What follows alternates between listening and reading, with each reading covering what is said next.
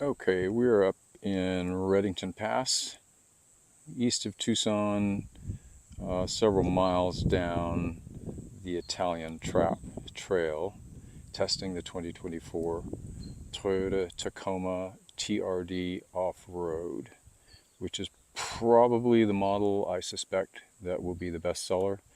This has the mid-grade 2.4 liter turbo engine, the 278 horsepower version with all that torque that it comes with way down at 1700 RPM, which is just really nice. Let's start with styling, which I am happy to say I really like. I was worried after the new Tundra came out because I think it's hideous. This, at least in this trim level, looks really good. Not overdone. There's still a lot of just plain black on it and no chrome. That might be different with some of the more expensive models, but I think this one looks great. I like the front end. It doesn't look as Roman nosed to me as the previous generation did. I like the side angle. Excuse the muddy tires, it's been raining.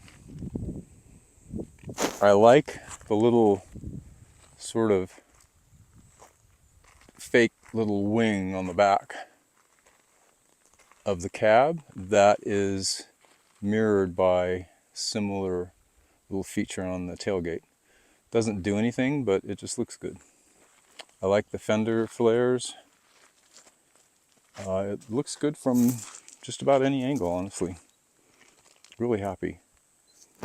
This is the 5-foot bed, which I have problems with on a pickup.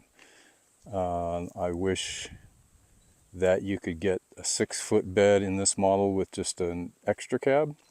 That's not available. You can get a 6-foot bed, but you're stuck with the crew cab, which would make for a really long truck. But in any case, this is a nice looking truck. Getting down a little closer, fortunately it's equipped with 17-inch wheels. I'd love to say they were 16s, but I think 16-inch factory wheels are probably gone forever. 17's not bad. There's plenty of sidewall height on these.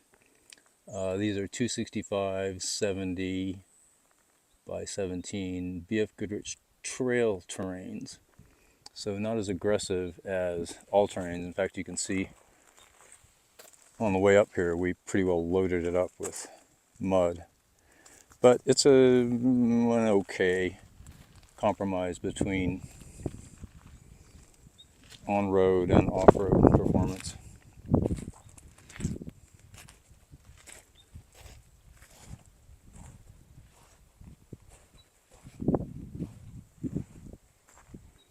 Like how the bumper integrates the little LED lights down below. Headlights look good. This color is a gorgeous color. It's not what I'd pick, but it's beautiful. Let's take a look inside. Back seat first. There's, by the way, that is the world's largest fuel filler cap. I've never seen anything huger. It's as big as my hand span, basically. Yeah.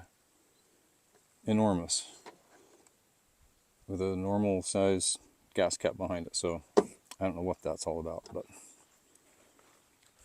back seat is comfortable. The seat back angle is not bad at all. If the front seats are pushed all the way back for really tall drivers, there's not a lot of knee room. But for, well, the way that we had our seats adjusted, me for driving and Roseanne in the passenger seat, there'd still be a decent amount of room back here. There is storage underneath, and the usual array of outlets and power sources in the back, which is nice. Bottle holders. Front door, first thing we notice is really nice storage in the doors. That spot is awesome for binoculars, at least for storing them. You can't really get them out while you're in the truck, but it is a good place to store them. Just have to crack open the door to get them out. So you can see that would be dual water bottle storage, and then there's another place up there. It's a nice grab handle.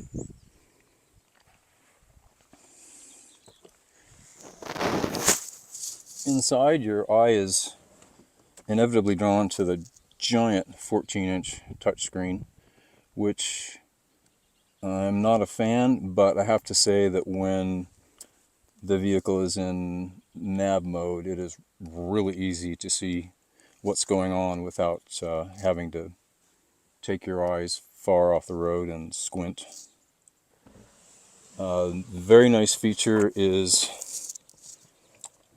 all manual HVAC controls. So you can control fan, temperature, recirculation, everything you need with manual buttons, which is great. Don't need to go to the touch screen. Also, you'll see it has not only heated seats, but cooled seats, and those are awesome in Arizona in the summer. Different speeds. When it's on high, you can hear the fan behind you, but you can also feel a noticeable breeze coming through the seat fabric, and it's really nice when it's hot out. Also, the radio is, since communication things like that are controlled on the touchscreen, but once it's set, you've got a manual button and volume control there, so your two major functions are still manual. Down here is four-wheel drive control. To select drive modes, it's got several drive modes: mud, sand, rocks, and so forth. Over here is nice controls all in one spot for the camera view, which is there, and will, once it's settled, give you a hawk's eye view of the vehicle, which I really don't find very useful. Two-dimensional view just doesn't work for actually finding your way, as far as I'm concerned. Next to it is the button for the rear locker. This truck only has a rear locker, as opposed to, well, for example, the Ford Ranger Raptor I just drove, which has a front locker, which is nice. However, this truck has a driver disconnectable anti-roll bar, or if you would have it a stabilizer bar, call it anything you want but sway bar around me. So not only does this bar disconnect in four-wheel drive low, it will also disconnect in four-wheel drive high and in two-wheel drive. Downside is it does reconnect at 19 miles per hour, and once it does reconnect, you have to manually reselect it once your speed drops. It doesn't come back on automatically like some of the vehicles. Nevertheless, for slow, bouncy roads filled with baby head rocks where you're driving through potholes and it's just really rough and you're only going 10, 15 miles an hour, disconnecting that stabilizer bar does amazing things for the ride. Coming up here, Roseanne was able to immediately notice when I exceeded the 19 miles per hour and it reconnected. She, within seconds, would say, "Is the bar reconnected?" And indeed it was. Really huge advantage. In fact, if I had to choose between that or a front locker, for what I'd be doing with this truck, I would probably pick the bar disconnect. I think it will be more useful far more often than a front locker would be. So well done. Going on, we've got a phone charger there, which I would never use, and cup holders down here, plus a fairly small glove box. or rather center console, sorry. Two more cup holders back there. Down here is a nice slot for the passenger or the driver to store things, which is nice. And the passenger door is same as the driver's door with the dual bottle holders down below and the slot up above. Plus the passenger has his pick of, as we say, the oh shit handle. There's another good one on the door, and there's actually a kind of a small one up on the A pillar there. But these two give really good grip for when things are getting bouncy on slow four-wheel drive roads. It's got a fairly standard glove box, typical 700-page driver's manual, but bonus for the passenger is a nice shelf up above, and that's really handy for small things. So I like that. Let's see. Yeah. Slam that shut before it does. Seats are comfortable. As I mentioned, the perforated fabric lets air out just fantastically. And with both heating and cooling, makes it easy to get comfortable. The steering wheel is also heated, by the way. Both seats on this package, drivers and passenger, are full power, which is good. When I first got in this truck, I had a sinking feeling that it had the same seat height as previous Tacomas I've been in, which makes you feel like you're sitting way down, like you're a 4-year-old. This one, with adjusters, I was able to get up nice and high so I could see out properly.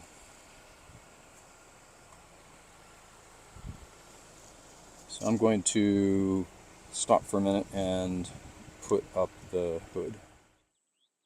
All right, moving out to the engine compartment, which is a source of some controversy because there are people who feel that swapping from a V6, a 3.4, 3.5, 4 liter, any kind of V6, down to a 2.4 liter turbo 4-cylinder is just the wrong thing to do. And I'm here to tell you that this engine is distinctly superior to the outgoing V6. It has identical horsepower, ironically enough, 278 horsepower at 6,000 RPM, same as the outgoing V6. But whereas the outgoing V6 had less horsepower than it had torque, and a torque curve that peaked well above 4,000 RPM, this engine puts out 326 pound-feet of torque at 1,700 RPM. That's lower than the torque peak on my 1973 FJ40 with its big old long stroke 6-cylinder. So that's exactly the kind of torque I like to see and where it should be. So driving confirms everything the numbers said to me in advance. It drives really well, super power right off the line.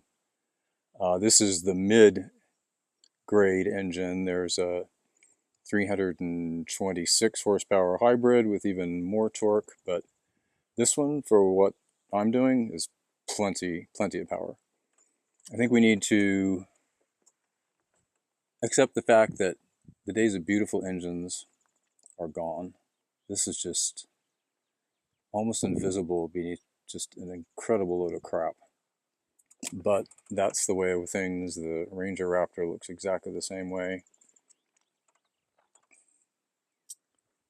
This engine has 2 fuse boxes, there and there, and I believe I counted 52 fuses between them and 24 relays, which is just astonishing. My 1973 FJ40 has 7 fuses, but that's the way things are these days. Otherwise, the battery seems pretty darn small to me. 80 amp hour, 668 looks like cranking amps. That seems smallish, and there's not much room for a bigger one. But again, that's probably the way things are these days. The intake is right here, and it's interesting because it has a very soft top seal that fits right up against the hood, so that the actual air intake is down in front of the hood, up under there. Otherwise, normal maintenance is easy. Thank the good Lord, it still has a manual oil dipstick, nice big coolant reservoir, and if you'll notice, there is no fan belt. This has an electric fan controlled by a thermostat, which makes abundant sense these days in terms of saving power and efficiency. So, along with a really fine 8-speed automatic transmission, this engine has been doing just great. Both high range and low range shifts are smooth. Kick down is really fast, but doesn't drop any more gears than it needs to unless you really stuff your foot in it. I've been really happy with it. I'd be delighted to own a truck with this engine in it.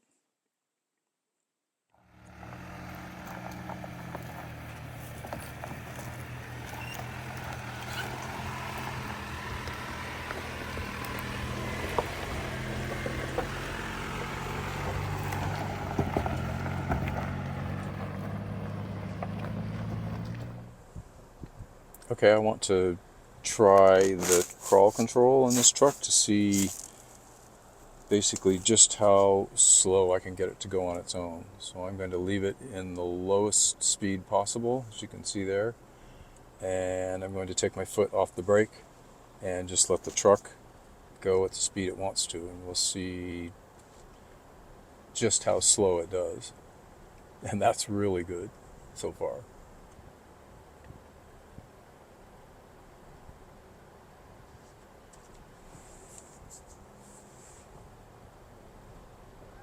Hesitates just a bit at a vertical rock, but then rides over it perfectly. Throttle control is really nice. So in highly technical terrain, when you don't want to have to do anything but pay attention to your steering, crawl control will handle throttle for you. It will keep this same speed going downhill as well as up, so that you can just concentrate on your steering and placing the truck properly. Really nice. Roseanne, there's a feature in this truck I've been meaning to show you that you haven't seen yet. Okay. That I haven't played with. Go here.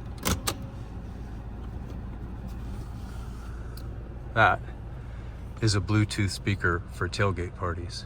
Oh my God. I might just have to mention I loathe outdoor noise. You might. Are you going to? No. Yes. Ladies and gentlemen, this is the fuel tank of the 2024 Toyota Tacoma. I would like to take you on a tour of this fuel tank. We're starting at the back. We're going to move forward.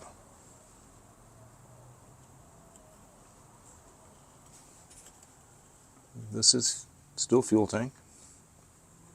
We're moving forward. This is still fuel tank.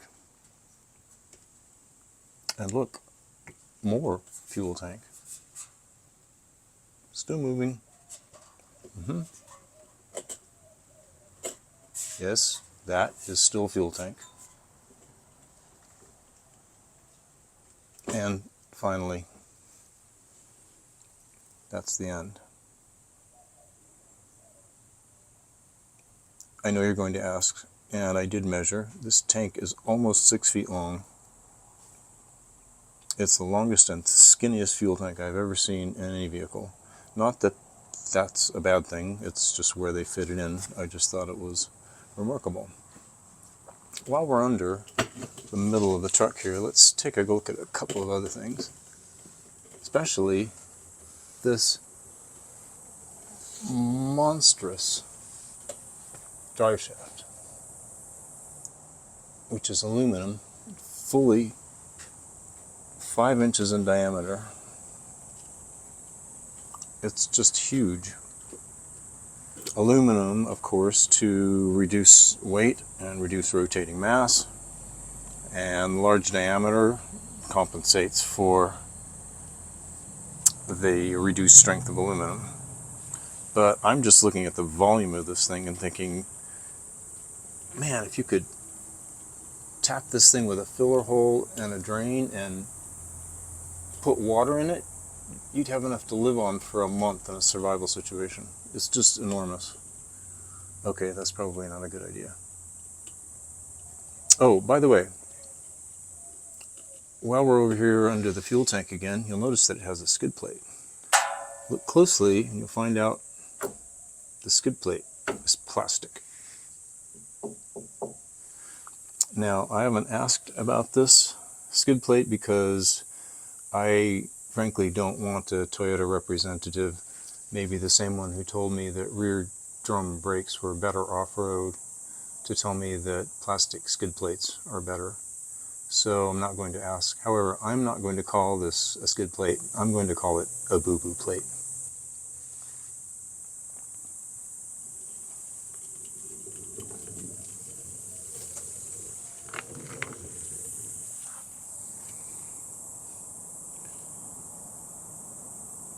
All right, we're here under the back end of this Tacoma, and the first thing you're going to notice is this monstrous exhaust pipe.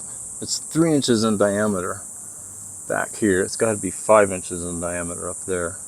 It's just huge. And the muffler up ahead there is just as huge. This thing must have absolutely zero back pressure. The next thing you're going to notice is the spare tire, which is a donut. First I've ever seen on a truck.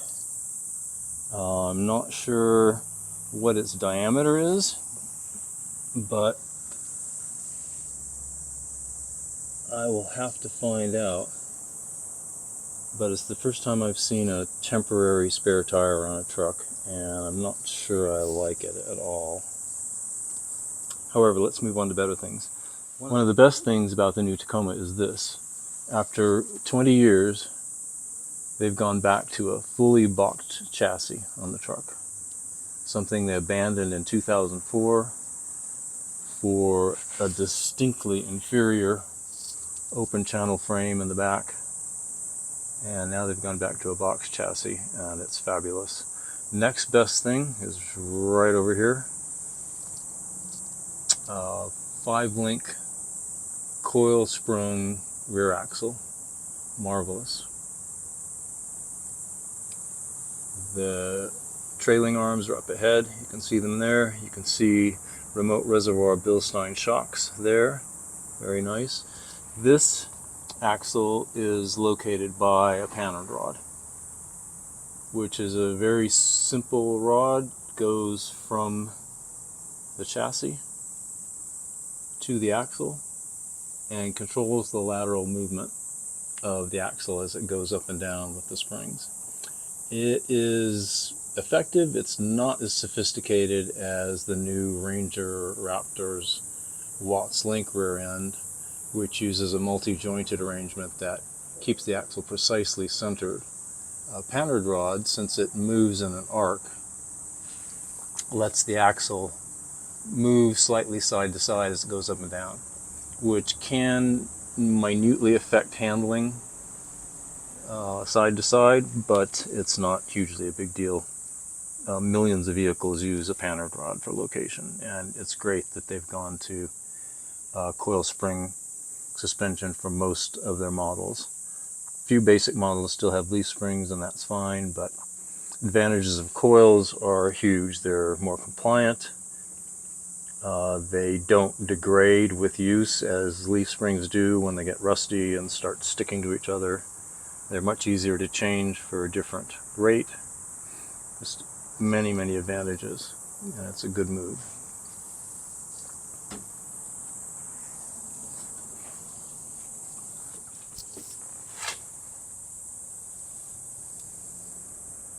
Okay, we've moved up to the transmission and transfer case. You'll notice that the transfer case has a very small skid plate there, but at least it's steel. Ahead of that is cross member, which actually helps protect it as well. And that cross member nicely is bolted to the chassis, so if you need to remove it for maintenance or repairs, it's easy to do so.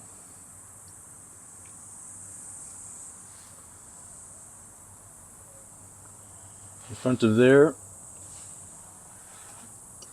under transmission pan, you can see the truly massive front anti-roll bar, or stabilizer bar as some people call it. Anything but anti-sway bar or sway bar, which it is not. This bar does not control sway, it controls roll, so I'm a bit of a stickler about that. And there in the middle is the glorious mechanism that allows the driver to disconnect it. In the new Tacoma, it's possible to disconnect it in four-wheel drive low, four-wheel drive high, and in two-wheel drive, which is really nice. It still reconnects at speeds above 19 miles an hour. I would love it if that were a little higher, but at any speed lower than that, you can have it disengaged in any drive mode, and it really transforms the ride and compliance, whether you're in two-wheel drive just on a rough road or in four-wheel drive and low, and you need the wheel travel for rock crawling. Very nice option. Up here is a pretty standard double wishbone front suspension. The lower wishbones are fully boxed steel, so they're good and strong. And up above them, again, coil springs and Bilstein remote reservoir shocks. They're monotube shocks, which really aren't my favorite for overland type travel, but they're very fine shocks and they should do a really good job.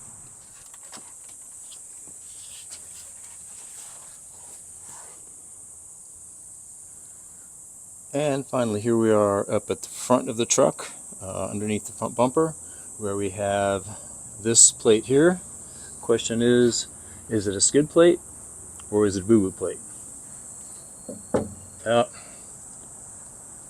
Afraid it's a boo-boo plate. Plastic. Here's another one behind it.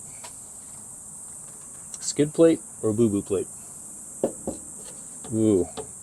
That barely even qualifies as a boo-boo plate. That's more just keep flying sand out of things plate. Last one here. Oh, by golly, it's steel. Toyota actually gave us one steel plate. Well, that's a good thing. I'm sure the aftermarket will quickly address these things, but I have to say, given that this is a TRD off-road model, I really don't think the aftermarket should have had to address it.